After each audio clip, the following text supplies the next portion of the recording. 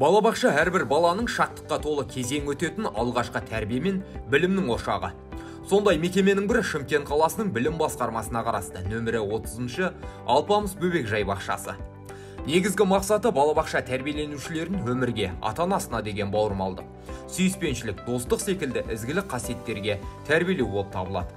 2011 жылы іске қосылған аталмыш мекемеде бүгінде 470 бүлдіршін тәрбиеленіп жатса, балабақша меңгерушісі Айжан Асқарбаева биыл мекемеге ротациялау тәртібімен ауысып келген. Бұл салада 30 жылға жуық еңбек өтілі бар іскер ұйымдастырушы балабақша тынысы мен алдағы жоспарларына жан-жақты тоқталды. Балабақша осы Еңбекші ауданына қарасты оңтүстік мөлтек ауданында орналасқан. Балабақшада барлық жағдай жасалған балаларға. Барлықтарыңызға белгілі, осы жылдың наурыз айында ротациямен мен осы Алпамыс балабақшасына келдім.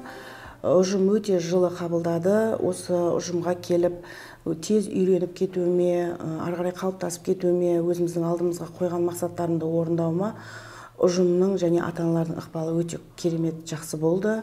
Өйткені мұнда жаңағы ұжымдағы ең бір айтылатын басты мәселе бір сондай ынтымақ, бірлік өте жоғары дамыған екен. Ата-аналардың да бір жауапкершілігі өте жоғары.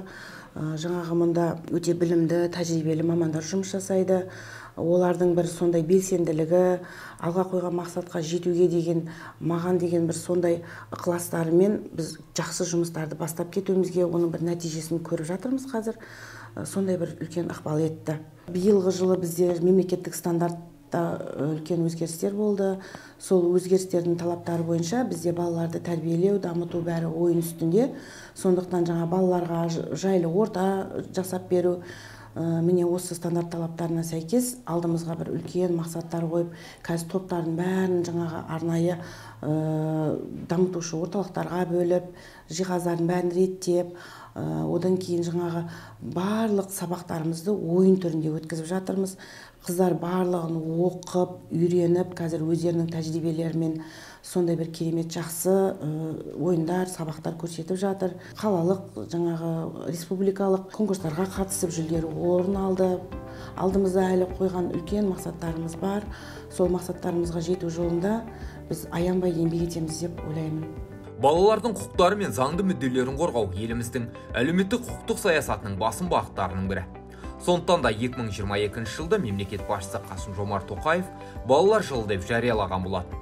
Соның негізінде биыл балаларды қорғауға, сапалы біліммен қамтуға және балалардың денсаулығын нығайтуға ерекше көңіл бөлініп отыр. Бұл бағытта Алпамыс бөбекжай бақшасының тәрбиешілері балалардың сөздік қорын, логикалық ойлау деңгейін дамыту, топпен жұмыс жасауға, жауапкершілікке баулуда еселі еңбек етіп келеді. Мен осы садик ашылғалы бері Алпамыс бөбекжай бақшасында тәрбиеші қызметін атқарамын. Біздің балабақшамыз өте үлкен ауқымда. Балаларды жаңа бағдарламамен ойын түрінде еркіндікке үйретіп, барлық жағдай жасалған. 3 мезгіл тамақ беріледі. Жаңадан басшымыз келіп, балабақшамызда көптеген өзгерістер болып, балабақшамыз көркеюде. Көбінесе ойын түрінде еркіндікке жіберіп, балалар қалаған ойындармен, өздеріне ыңғайлы ойындармен ойнайды балаларымыз. Балалардың ойын арқылы ой өрісін дамытып, көптеген технологияларды пайдаланамыз. 16 желтоқсан қарсаңында барлық топтар тақырыптық сабақтар өткіземіз, ертеңгіліктер өткіземіз.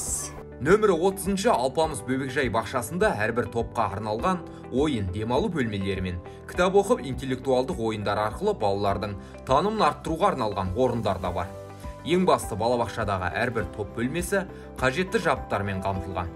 Яғни тәрбие мен оқытудың мемлекеттік жалпыға міндетті стандартына сай келетін дидактикалық құрал жабдықтар қоры да мол. Өздеріңіз білесіздер, бізде барлық балабақшалар жан басына қаржыландырумен жұмыс жасаймыз.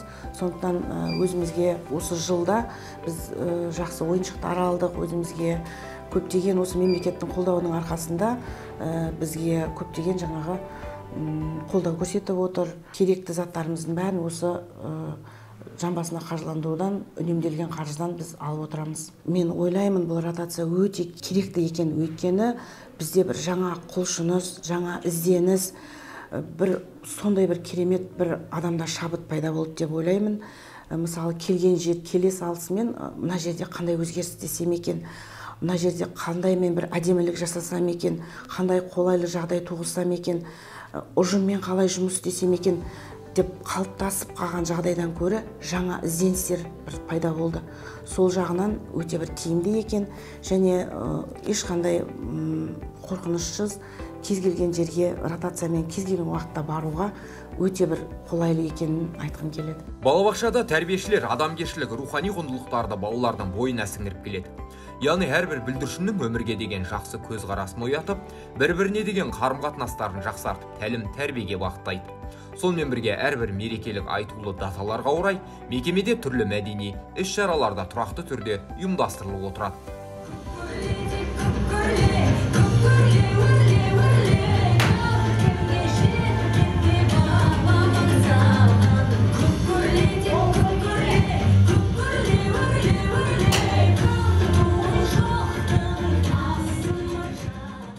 Балалармен осы жаңа стандартқа сай балаларды дамытушы ойындармен көптеген жұмыстар жүргізіп жатырмыз. 16 желтоқсанға дайындап жатырмыз қазір қызу үстінде. Ата-аналарымыз да, барлық балалар да риза болып жатыр жұмыстарымызға. Балабақшамыз да көркейіп жатыр. Биылғы мысалы жаңа стандарттағы баланы ойын арқылы дамытқаным маған өте қатты ұнады. Балаларға да ұнап жатыр, ол қызыға ойнайып, ол балаларға да бізге де өте тиімді.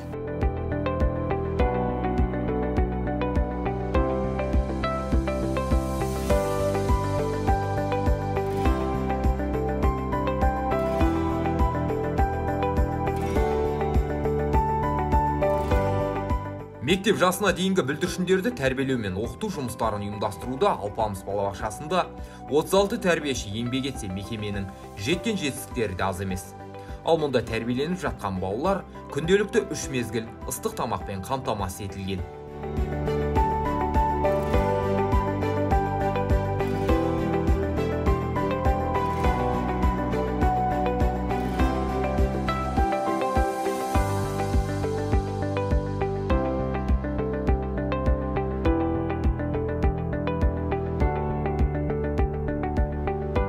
Алпамыс бөбекжай бақшасында балаларды спорттық шараларға баулай отырып, салауатты өмір салтын насихаттау бағыты да жүйелі жолға қойылған. Мәселен, мекеме ауласында жаттығу түрінде өткен қысқы дала ойындарына мекеме тәрбиеленушілері белсенді қатысты.